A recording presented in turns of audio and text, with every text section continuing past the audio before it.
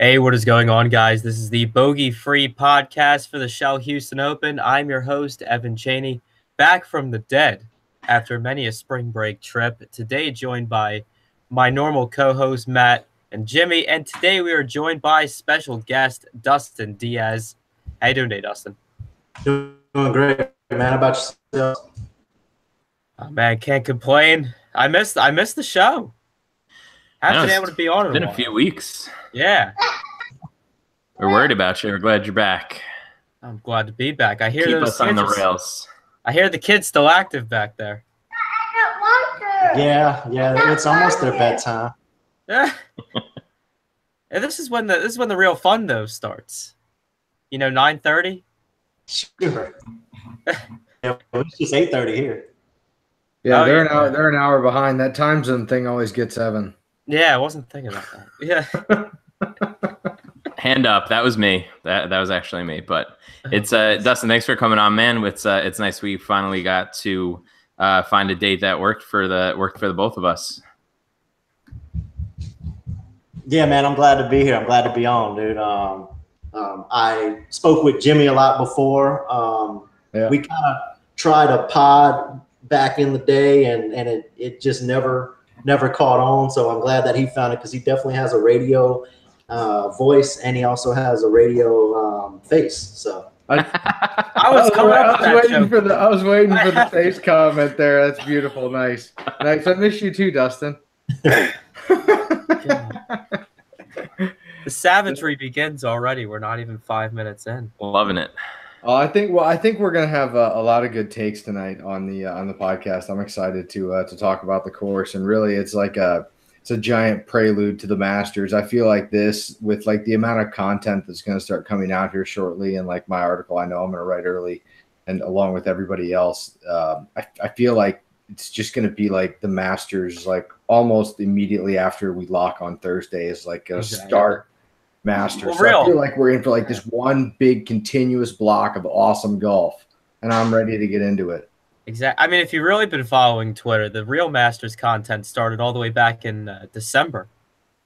People were already talking about the Masters back then, so yeah, definitely a long time coming there. But let's talk about last week for a second. Bubba Watson, Ugh.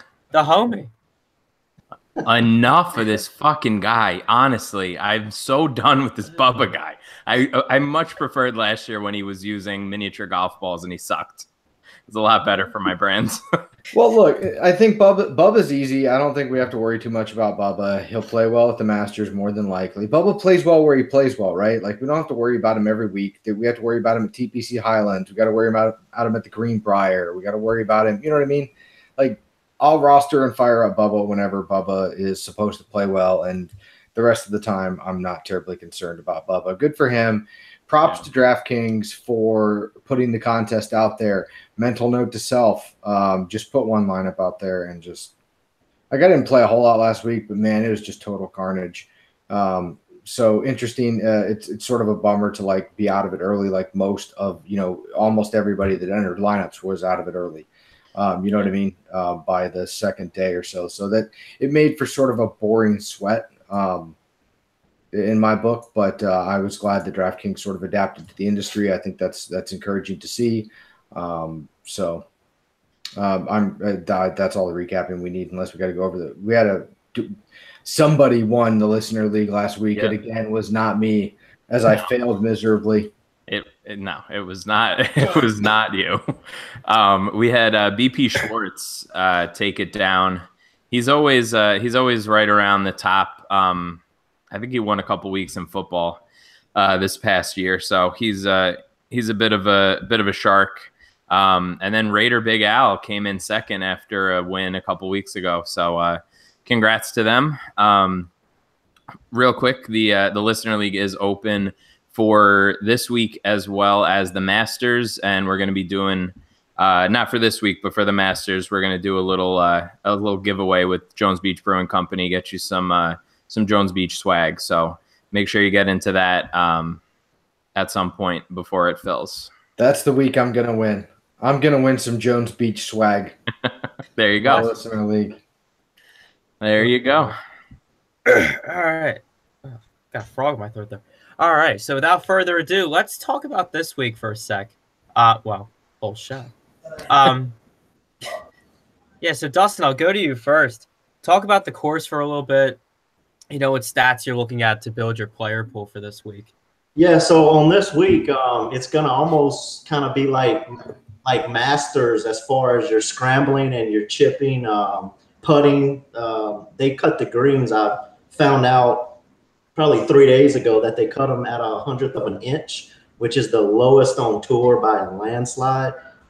So they're gonna have them rolling 13s, maybe even a little bit faster than that. Try to emulate exactly kind of what Augusta is, right by the greens. The fringe, same thing. It's going to be mowed down, so the balls are going to be rolling. If they roll back off the green, then they're going to roll to swells.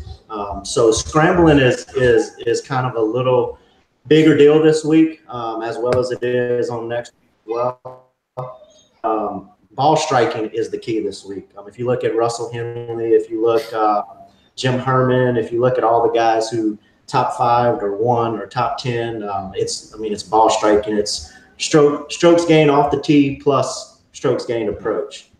That's kind of a good ball striking stat. Hey Matt, how about you? Yeah, I'm in on all that. Obviously a par 72 this week. Not terribly long, but sort of, mid-range lengthwise. As usual, my little all 4 rounds under 70 in I guess since 2006 when they started playing the tournament here. There's been 1,747 golfers to play, and there have been 7 all 4 rounds under 70. So again, par 72, we're looking at not really a good shot at finding that bonus, even though it's pretty hard to find regardless, but definitely on a par 72. And then the other thing that I noticed that was sort of popping out a little bit, there's definitely a lot of approach shots from 200 out. It's sort of balanced. It's not like a huge spike like some weeks, but it's definitely the highest number is from 200 and out. So that's one little thing that I'm sort of looking at. And other than that, it's really just sprinkle in a little distance, get some good ball striking, find some strokes around the green, and print money. So what about you, Jimmy? Yeah, I'm going to differ a little bit, I guess. I'm with you on the strokes gain or strokes from 200 plus. It's interesting, actually, if you look at where the 200 plus shots are going to come from, most of them come from the last 6 holes on the back 9. So really, when you look at your strokes 200 plus, you got a couple on the front 9. But most of why that stat is important, I think, in the context of this golf tournament is whoever's hitting their long irons really well is going to finish strong each day. I think is maybe the most important part of that, and I think it just lends itself to guys kind of running up front. Maybe not leading all 4 rounds or all 4 days, but they close out their round strong. They kind of get momentum going into the next day. I'm a believer in that in golf. So I thought that was just interesting in sort of how this course is laid out. Is those long irons that we all talk about? They all sort of come in a row at the very end of the round. But I'm focusing my models very heavily on the par 5s, all over 550 yards. 35% of your DraftKings points are going to come from there. They average basically a stroke under par. And the par 4s that are under 400 yards, there's 4 of them. They average a half stroke under par basically, and over a quarter of the DraftKings points come from there. So for DK, I'm definitely loading those 2 up in the model. To win the golf tournament, guys are going to have to avoid bleeding strokes back on the long par 4s.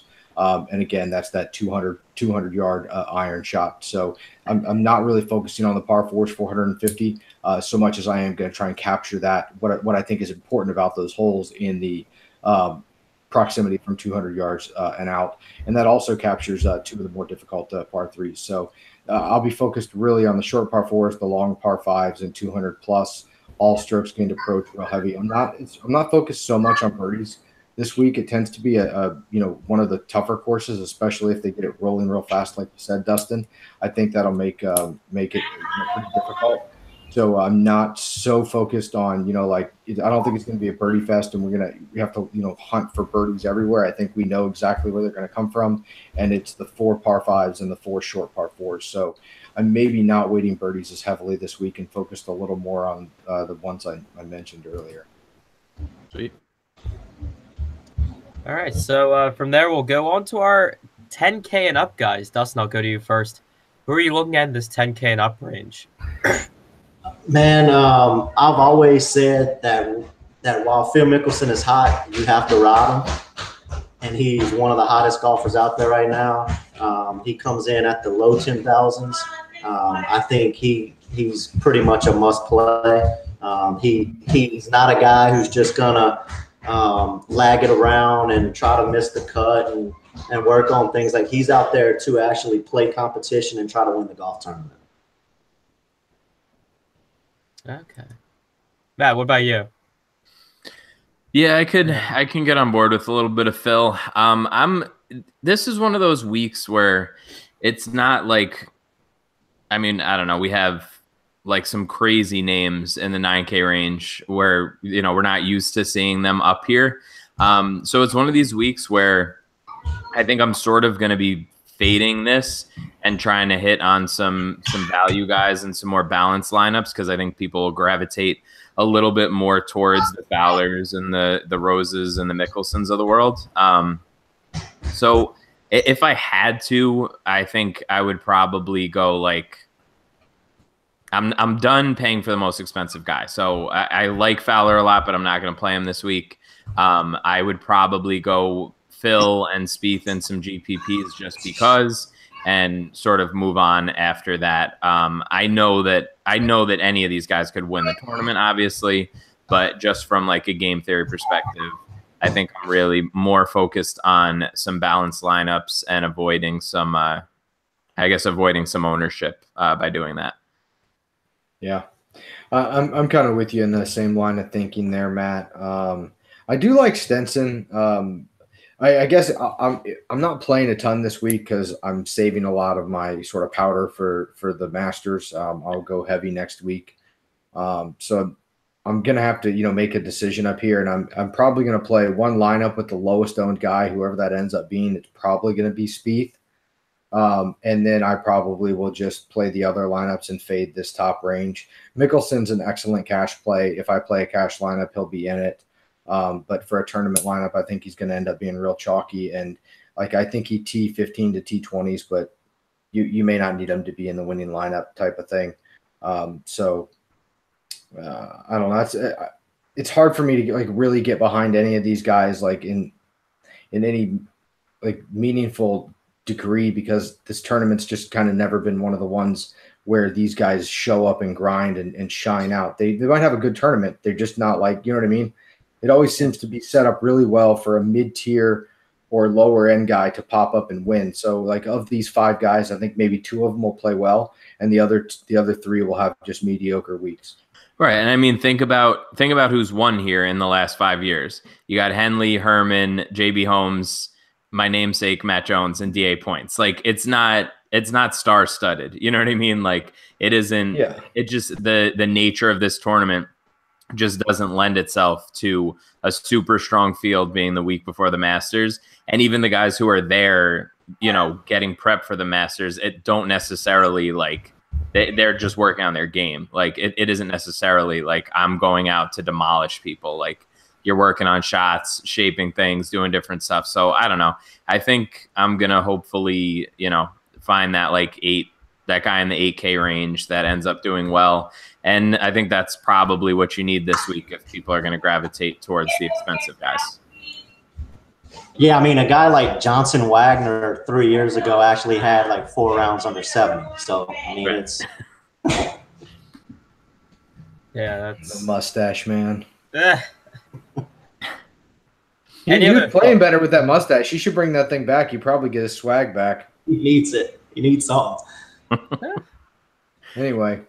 Any other thoughts here on this 10K range, or it doesn't seem like anyone is too excited? Man, I mean, I think if you want to go as an ownership standpoint, like, and make an ownership play, I think you have to go Spieth. Yeah. he'll probably be the lowest owned of all the guys in that higher price range. Luke List probably added into those. Spieth is just going to be very low owned because he cannot find his putter. Yeah, it's very unfortunate. I'm not enjoying the Spieth struggles personally because I play him way too much. I think we all do, really. Yeah. Well, lately, any exposure at all has been too much. So. Exactly. All right, I think we can safely move on down to our 9K guys. Now, Matt, a little bit earlier, you were saying that the 9K range was unique, for lack of a better term. You want to go more in depth on that? Yeah, I mean, I guess I don't know. I guess I'm like still kind of using my dumb monkey brain and not remembering like these guys have been playing well recently, but it's just one of those things where like, I don't know, is it really like that? Is it that like satisfying to click on Russell Henley at this price? Like, I know that no, stop shaking your head, Jimmy, damn it. It's just one of those things where I'm personally looking at this and I'm like, all right, well, I don't like paying these prices for these guys just sort of in general. Right. So I need to like get around that and be like, all right, but you know, we still do have good plays here. Like I said it a couple of weeks ago, I think I really do think that Luke List is starting to turn a corner, and be sort of a little bit more predictable. Just in the sense that he is not going, you know, swings of, you know, eagle to triple every so often like he used to. And he seems to have settled down sort of really since the career builder, I guess. So I'll definitely have some List. And, you know, I'm a sucker for Tony. So even though he screwed me last week, this goddamn Avi bet.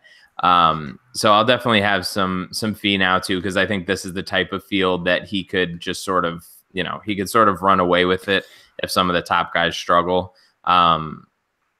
Outside of that, I mean, I'll definitely have some RCB, but I think I'm saving him a little bit for the Masters as well. I think he's going to be good at the Masters. So that's sort of where I'm at. And obviously, you know, paying 9,100 for Kuchar is a little scary too, but again, versus the field, I think he's worth a look as well.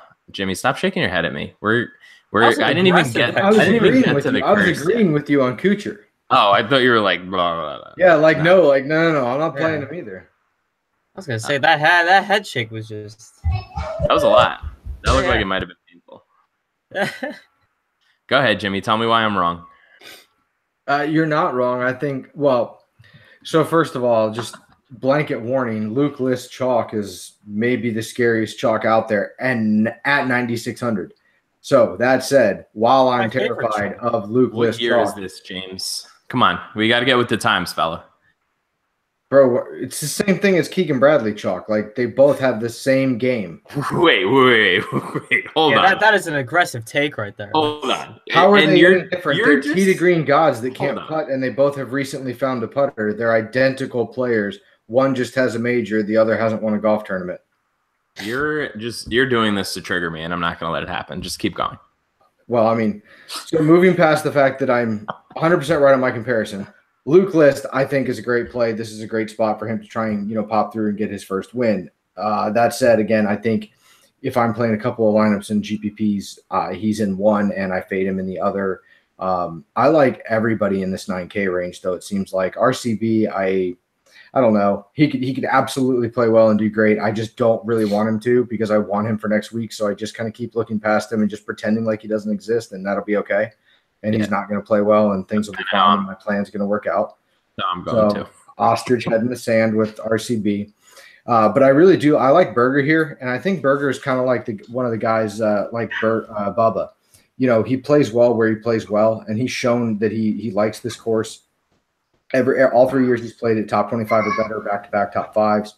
Same thing as like you know, in Memphis, TPC Southwind. You know, he's back-to-back that tournament, loves that course, always plays well there. I think he kind of is falling into the same type of golfer as maybe a Bubba is. He can play really well, but only on the tracks that he likes and suit him. And I think this is one of them. So by the time we get to lock, I think that he probably goes the lower owned. Him and Henley end up the lower owned of the chalkier guys in this 9K range. And then Henley's the other guy I like. Like he has elite course history. It doesn't really matter what his form coming in here is. He rates really well in all my models. I know his recent form kind of sucks. I don't really care.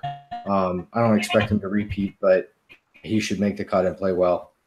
So I'm going to be playing Henley. Sort of a departure from my normal stances. I like a lot of the 9K guys this week, and I think a winning strategy is stacking two, grabbing 2 to 3, depending on if you grab 2 in the 9K, 1 in the upper 8K, something like that. I think you're going to see a lot of balanced lineups, and I think that's probably the winning lineup construction this week. Good point. All right, Dustin, how do you feel about this 9K range? Man, I'm actually I'm all over Daniel Berger here. He's showed that mainly he loves the course. I think he's second in scoring average over the last 5 years. Number one's obviously is Russell Henley, but he's almost averaging 3 under par per round in the last 3 years. He came in 14th last week, 29th 2 weeks ago. So he's playing better and better each week, especially after that missed cut 3 weeks ago. I would probably start my lineups if I'm not playing a 10K guy. I would start with Daniel Berger. Okay. I just want to point out, because now, Jimmy, you're doing it again, Jimmy. You're getting in my head. But it's not like Luke List has been like unsustainable with his putter. He lost strokes at Valspar and the API and was in the top 16 both times. Did you just hear what you said? Luke List has been sustainable with his putter. No, I'm saying it's not like he's been unsustainable. Like exactly. He's spiked so for if you're weeks. Saying if he's not been unsustainable, that means it's sustainable, which means that you're banking on Luke List continuing to like be a great putter. And I just at high ownership at $9,600, I have a problem with it. Low ownership and 85, I would maybe like change my opinion, but I think that Luke List putter is unsustainable. But he's losing strokes the last 2 times out. Okay, well then I'm wrong. He's only spiked 1 time. He spiked at the Honda and gained like 5 strokes, but he's been losing strokes and he's still been in the top 20. So then he's exactly like Keegan Bradley then. All right, He's Keegan Bradley. okay, sure. All right. Anyway, let's move down to our 8K guys. Some interesting names here for sure. Dustin, I'll go over to you first. How do you feel about this 8K range? Who you're rostering? Not real fond of the 8K range. I like a couple golfers, but to put Sharma up there, I don't think he's an 8K golfer yet. I know he's now he's coming over off of overseas, and he's had a couple of good top 10 finishes, but I just don't see him as an 8K guy. Ben On is probably the best ball striker of the entire group, probably in the tournament. I think he is a great play at 8,700. He should be high owned. I can see him very high owned, especially in your 444, the pressure putt, and then the 1,500 event as well. Kind of with all of the pros playing. Okay. Yeah, I didn't even know that like Sharma was playing this week. I don't know. This was news to me. All right, Matt, how do you feel about this 8K range? Yeah, I mean, I think I definitely like On quite a bit. His proximity from 200 and out has been good as usual, and he's 6th in DraftKings points over the last 24 rounds. So definitely someone to think about. Outside of that, I mean, I don't know. I don't love a lot in this range. Like I think you could probably like get behind Duffner to a certain extent. It's like at least for cash purposes, I think he'll make the cut or whatever. I don't know if you want to buy the Stricker narrative. He's just too expensive for me personally. Like 8,800 for Steve Stricker is a lot. But again, I would be shocked if he missed the cut entirely. I don't know. I don't really like this range. I have a lot more conviction in the 9K range and the 7K range than I do around here. So Jimmy, I'll kick it to you and see if you can open my eyes on somebody here. I like a couple of guys, pretty heavily here, and it's going to start right at the top of the range with Charles Howell III.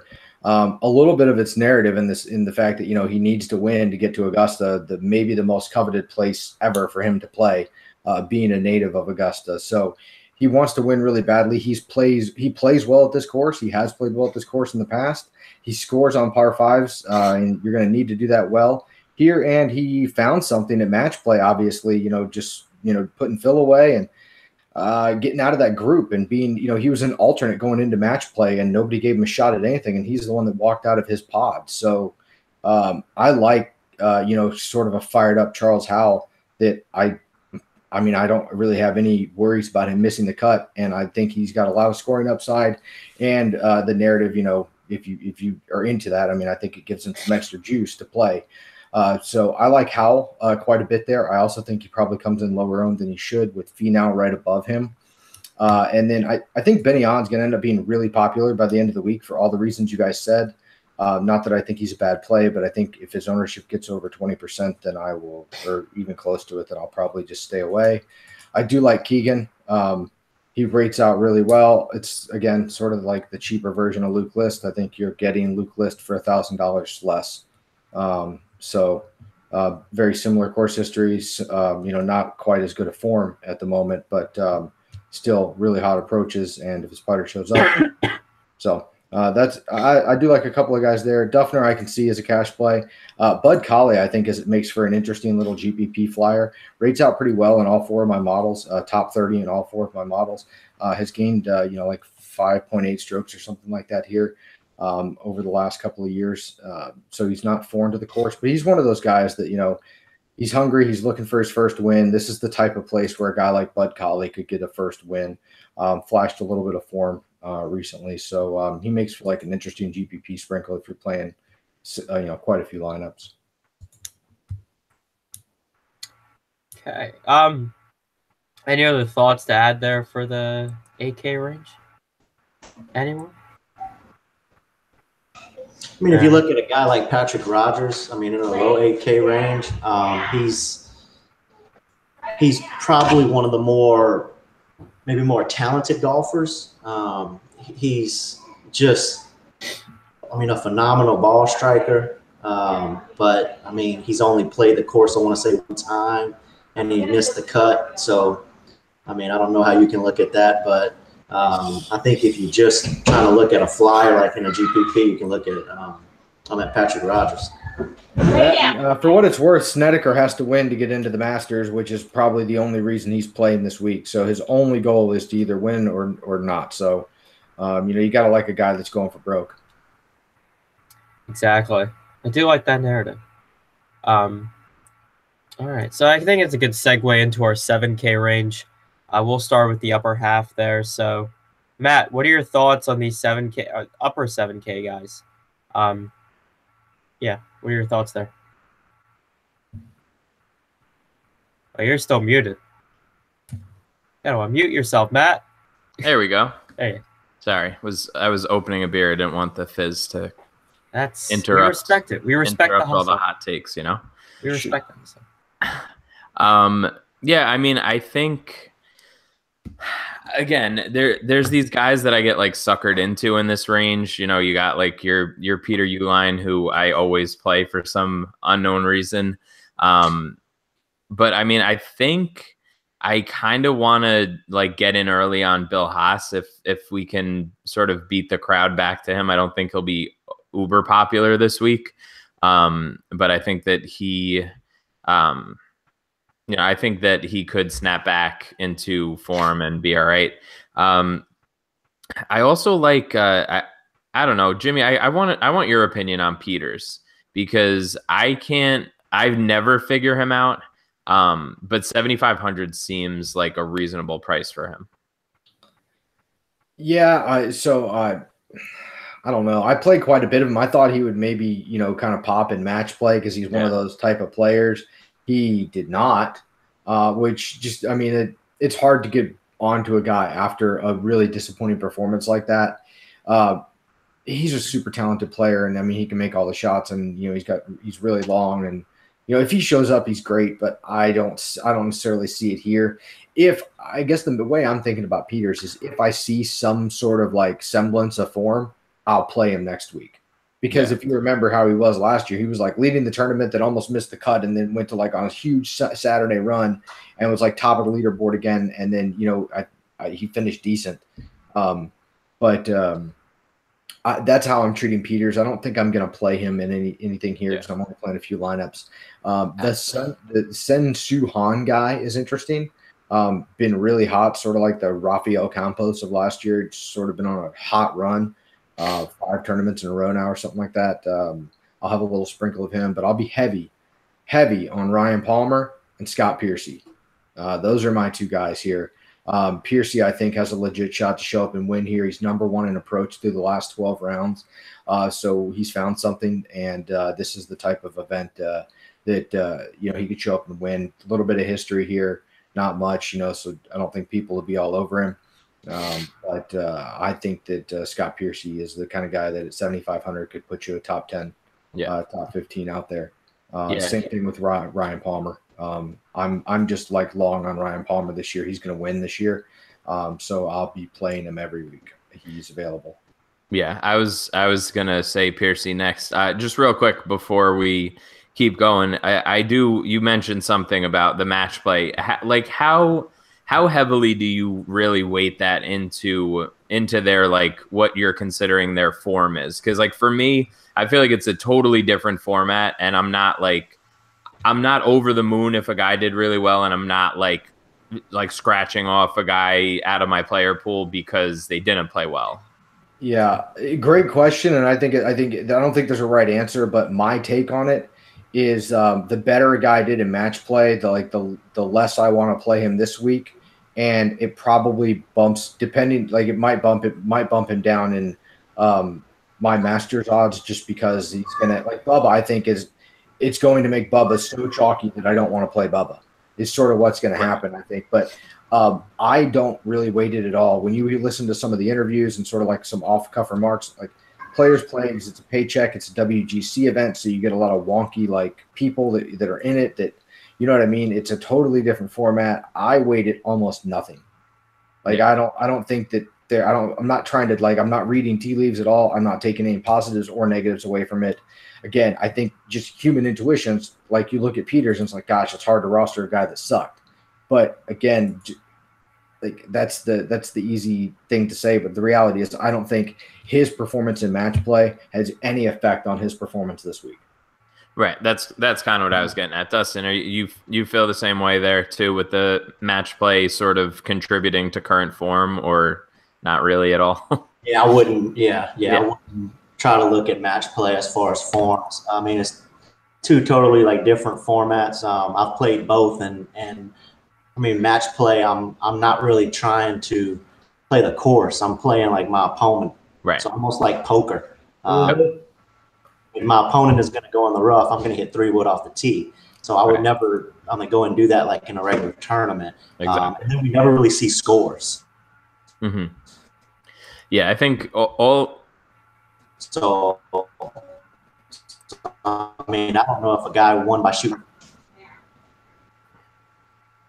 Yeah, I think all you need to know about match play is when you see a guy on the tee change his club after he sees his opponent hit his shot. That's all you need to know, that you're not going to gain a ton from trying to figure out stats or anything along those lines. No, and there's a lot of gamesmanship that goes into like influencing a player's decision too. Like, you know, if you know you're second and you decide to grab your driver to you know what I mean? There's a lot of that gamesmanship that goes on in match play that just doesn't exist in stroke play at all. Exactly. So.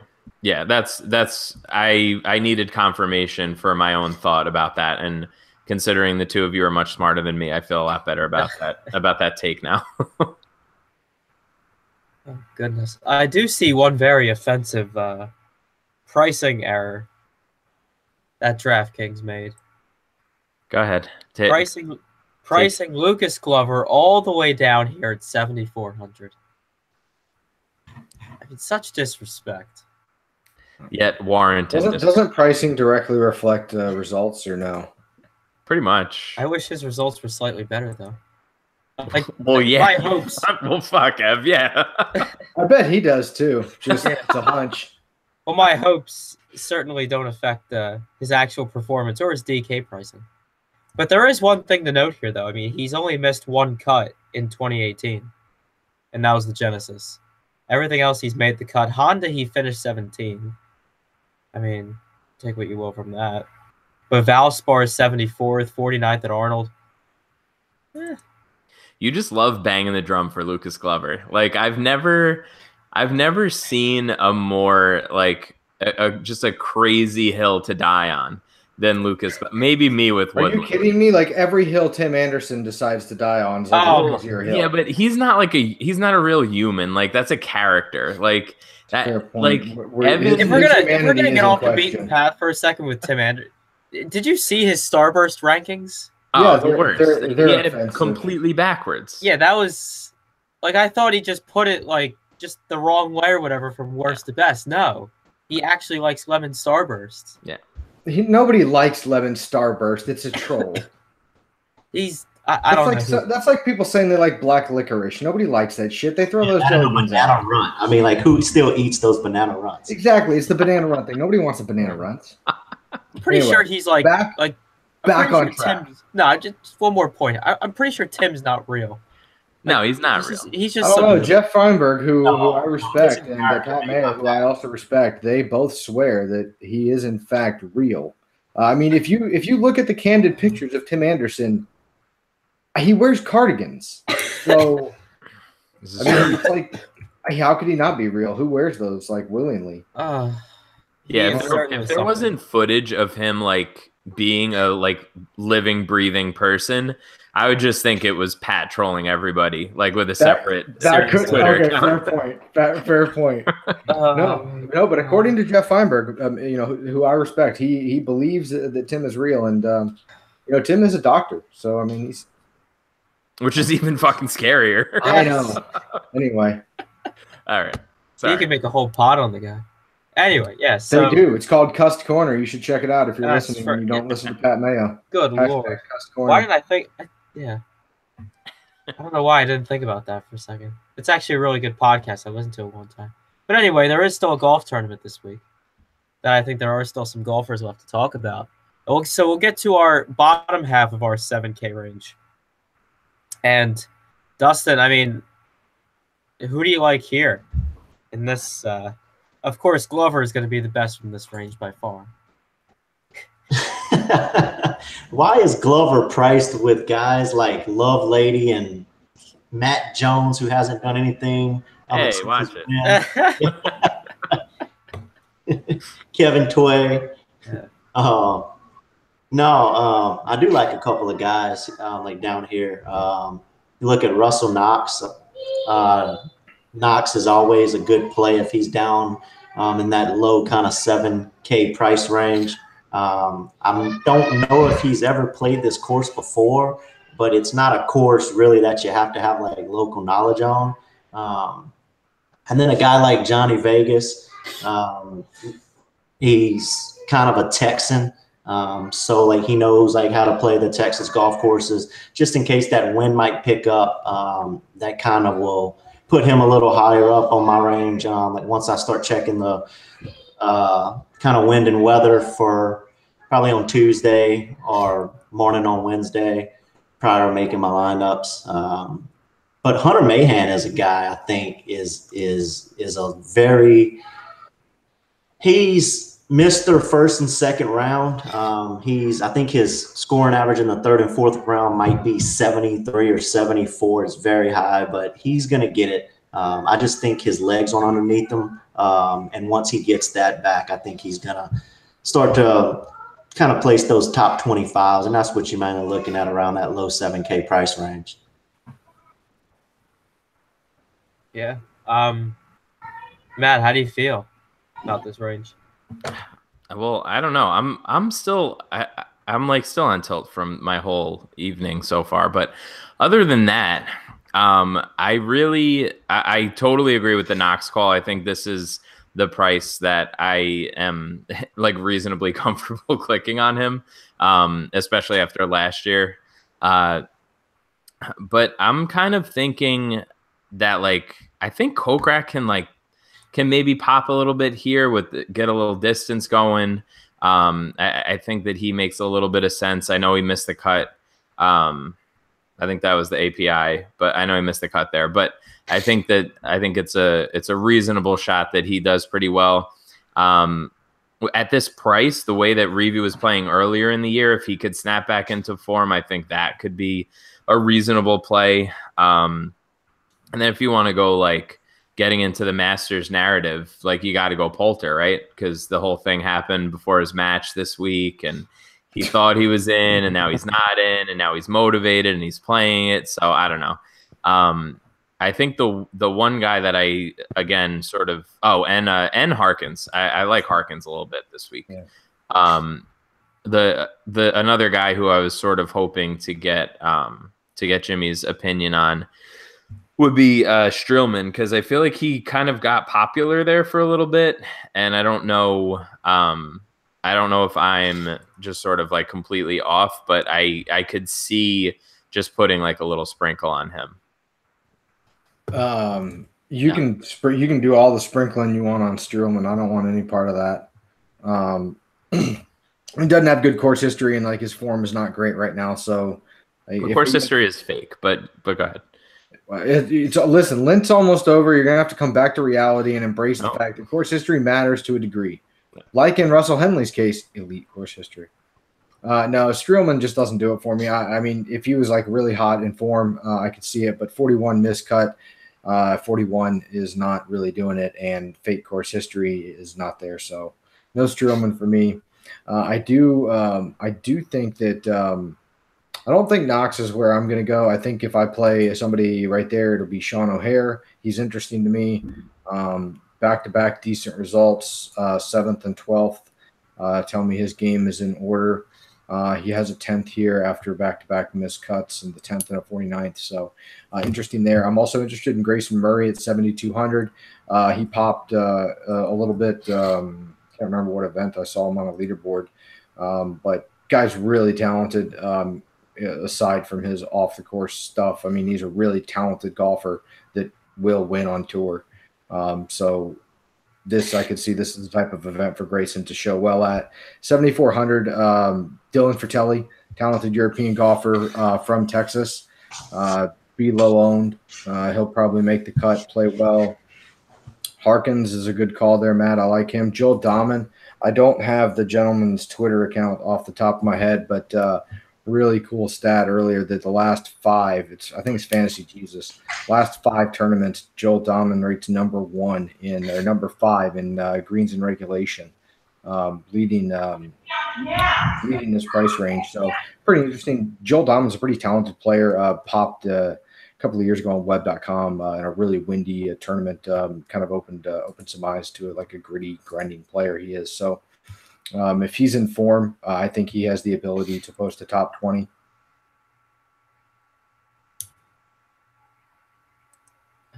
Okay. Yeah, I definitely agree with you on the Grayson Murray call. He might be an ass, but there's no might in that sentence. He's definitely an ass. I mean, just be like a 23-year-old kid too that like hasn't grown up yet. So that's why I'm giving the benefit of the doubt, because him and I are pretty much, in the same boat. I mean, I might, I'm an ass too at times. Maybe not to his degree, but I was looking at Fantasy National. I'm trying to look here. Any JB Holmes love? That was the one I missed. I couldn't remember. But yeah, I don't get why JB Holmes. I get it. He hasn't been playing really well, but I don't get why he's down all the way down at 7,300. He's a former winner of this event. I don't know. We just saw him like 3 weeks ago in contention, or not 3 weeks ago, 5-6 weeks ago in contention out in California. It's not like he's playing awful. The whole DFS world hated him after he like hexed out Norin, with that whole deal. But like, I don't know, 7,300 seems really cheap. So he's going to be chalky, and he's either going to be like the guy you need to have down here, or he's going to be the guy you needed to fade down here. I suspect his ownership probably creeps up to like the 12 to like 14% range, maybe. Same thing with like Kokrak and Reeve. I think I'm just going to avoid chalk down here at this range. But like if I'm playing cash, I think you lock in JB Holmes for cash. Stop saying if you're playing cash. We know you're not playing cash, Jimmy. Well, I know, but for perspective, No, if you are, I think, I would be playing him. But like, now I'm going to throw a cash lineup in there. I'm going to throw a cash lineup in there. Someone's got to be playing cash games. They keep opening up these cash games. Somebody is. It's just not me usually. Yeah. It's Kenny Kim. Yeah, it's Kenny and Brad. That's it. It's just the two of them going against each other and everything. Now I play some cash though, and we know Roger and Wedge are in that realm too. So there's some sharp guys that play cash. Yeah, I should probably play more cash, honestly. In theory, it sounds smart. Yeah, but who wants to do that? Cash, we need a big paycheck. Come on. Yeah, it's not as fun as having a 0.01% chance of winning $100,000. Exactly. Or in this case, $1 million. 0.01's awfully generous. I'm trying to give us all the benefit of the doubt. I know. I can't be adding zeros all night here. Anyway. So any other guys we want to talk about here in the 7K range? You want to tip down to the 6s? I think we're good for some. Paul Dune at 7,100 is your last guy. I wrote him up in my article. Really consistent European Tour player, going to be sub 3%, sub 4% owned. Probably makes the cut, has a chance to like T20, T30 here. I like it. Put a little star there. Yeah. All right. So we'll dip down to our 6K guys. Start with our, of course, I'll just start with our upper half here. Matt, I'll go to you. Who are you liking here, if anyone? It's pretty gross, right? It's a weak field to begin with, and once you get down to this range, it's pretty disgusting. Tyrone Van Aswagen is like the king of making the cut and then like just DFLing, right? Like there's no, I think he's had like a few finishes in like the high 60s, low 70s in the past few starts that he's had. Yeah. So take that for what it's worth. I don't know, man. There's definitely, I'm searching here. There has to be somebody that I like as I scroll through, but maybe Jimmy, you can buy me a minute here if there's somebody that's sticking out to you down here. Well, there's only like 2 guys that are even like under consideration. There's a third I'll touch on, but really it's Abraham Answer at $6,800, playing pretty consistently right now. Stroke skinned approach is looking nice. I don't believe he has any course history here, but either way, again, you're at $6,800. You're looking for a made cut. Abraham Answer has the opportunity to give you that super low ownership. Cameron Tringale, really good course history, rates out really well in my models. He's got shit for current form, but again, sort of like Russell Henley, just really seems to love this place. And again, you got to find a reason to play a guy at $6,700. Cameron Tringale is by far and away the best one down here. The last one I'll talk about is Wee Kim. Really, it's only because he rates out top 20 in all my models, all 4 of my models from Fantasy National. He doesn't rate out in my history or my recent form, but in my 4 models, he's rating out pretty well. I don't believe I'll play him, but you can take that for what it's worth. And that's it. And some people are going to come all the way down here and play Garrigus. I'm not going to do it. Dustin, how do you feel about the 6K range here? I think you look at a guy like Adam Schenk, who's never played here. I don't know if it's Schenk or Schenk, but he's never played here before. But he's kind of sneaky long. He's a pretty good ball striker.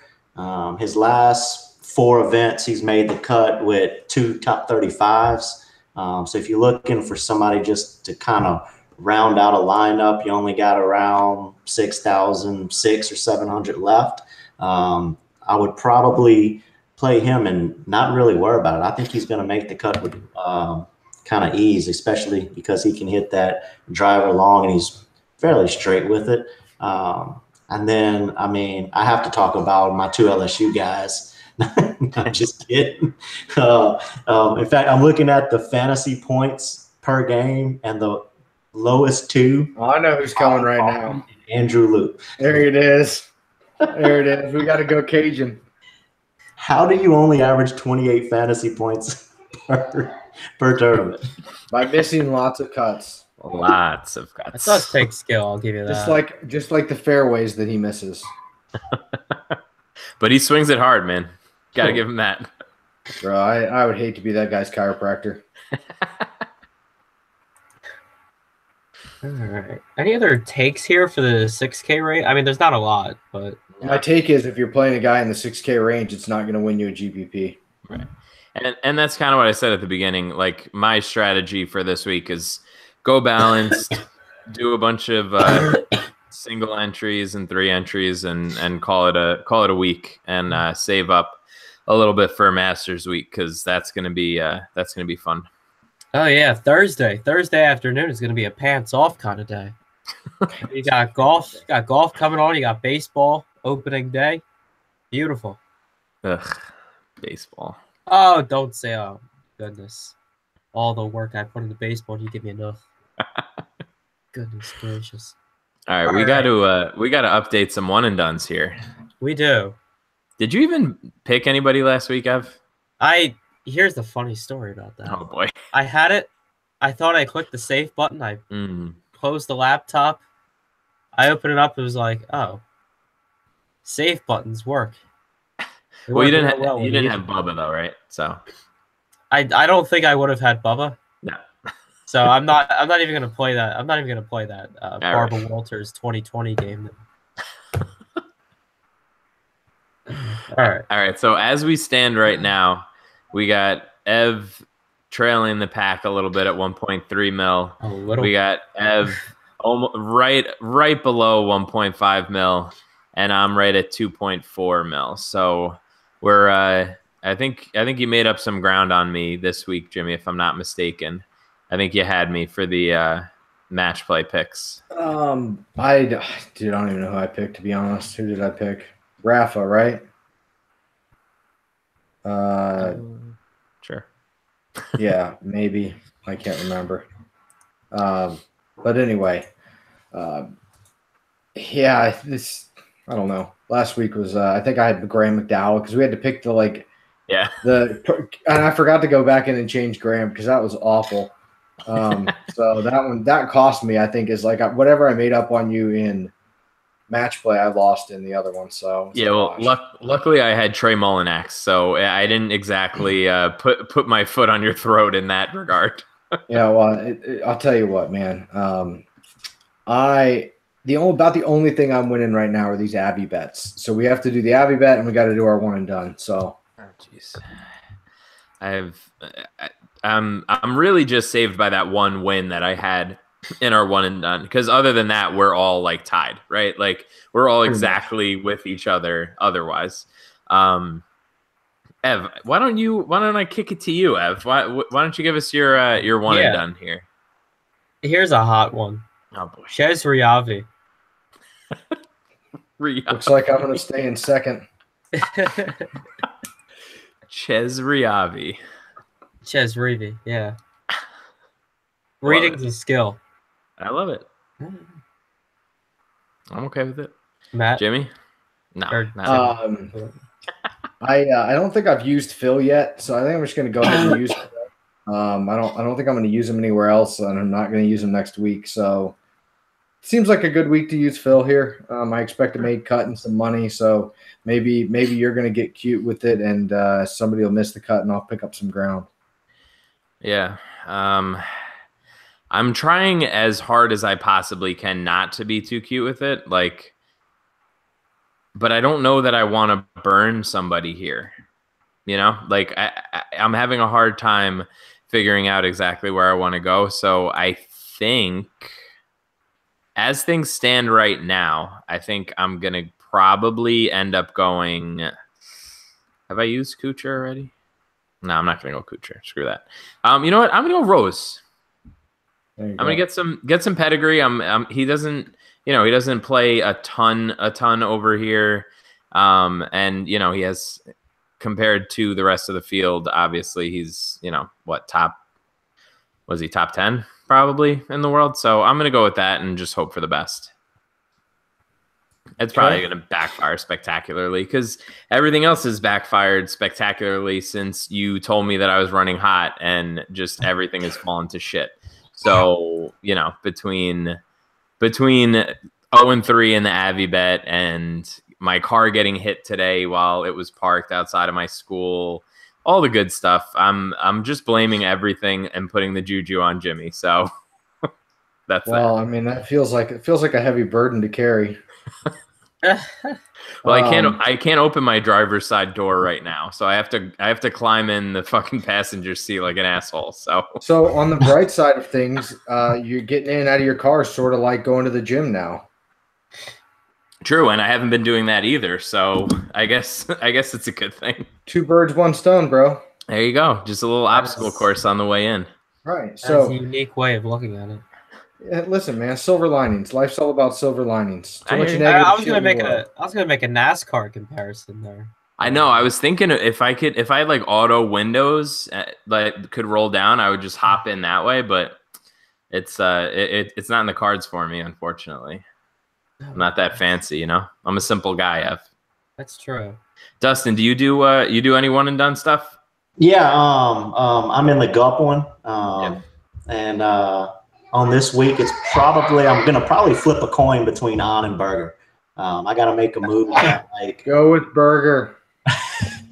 I'm somewhere around like 1.8 million. I've got 2 missed cuts or 3, but I did get the Justin Thomas win. But I'll probably flip a coin between them 2. Nice. All right. All right, Matt. So the Abbey bet, I think we should go the 9K range. You're baiting me right now. Why? So you can take Luke List? You're just fucking with me. You got me on skates, man. I don't know what the hell to do anymore in this stupid thing that I decided we should do. Just pick one. I just pick one. Just go for it. You know what? No. All right. I'm just since Dustin's smart and he likes Burger, I'm going Burger. That's a good choice. I was going to go Burger, but since I will take the poison pill, and for what I fade in my lineups, I will have the Avi bet on reserve that Luke List beats Daniel Berger. So I'll take the other side of that, and I'll take Luke List poison You're pill. Such an asshole. You're such a dick. I hate you. I don't know why I invited you onto this show every week. So I'll take List, and then you can have Burger. For what it's worth, I think you have the better end of this deal. You say that every week. Shut up with your false. I do. Like, look it up. What is it on Fantasy National? I'm gonna look it up right now. I'm on full tilt right now. I can't believe that you just baited me into that. And Luke List is gonna win this fucking tournament now. I mean, if that happens, you got to do more than just. Listen, do we really believe Luke List is going to win a golf tournament? I'm not sure. Come on. We need to talk off air. I don't understand where your head's at with this whole Luke List thing. It's not making any sense. I don't even remember who I picked now. Burger. I like the guy. There's a lot of like good putting that needs to go into winning a golf tournament. Oh man, I don't know what to tell you. All right, so 85 rounds worth of a sample. It's Burger 43, List 34. So you're minus 126, assuming that. Okay. I mean, we can filter it out a little bit more recently. No, this will be the week. This will be the week that it ends. 3-0 is a great run, but it's going to come to an end. Luke List will be my demise. Last 24, it's 15-7 for List. I hate everything. Let's just end the show. I can't deal with this anymore. Goodness gracious. Well, on that note, this has been the Pokey Free Podcast for the Shell Houston Open. Make sure to subscribe to the podcast on iTunes at Bogey Free. Make sure to subscribe to the podcast on YouTube, Bogey Free as well. And of course, if we're not winning all the money this week, we hope you guys do. So good luck in your contest this week. See you at the Masters. Yep. Thanks, Dustin.